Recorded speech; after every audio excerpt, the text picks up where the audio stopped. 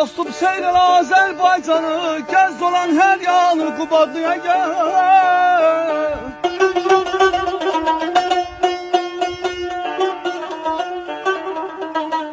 İlham al halkımın gençsinesinden, geç bilip kanı Qubadlıya gel bana. Bak.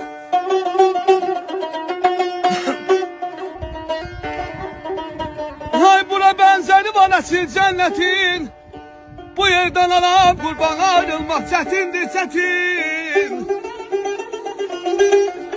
Böyle güzel yerde kurban olduğum bir Mehmet'in, ay gülen mehmanı Qubadlıya gel.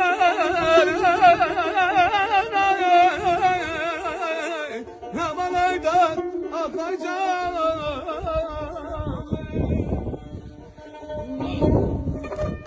Çok sağ ol, çok sağ ol.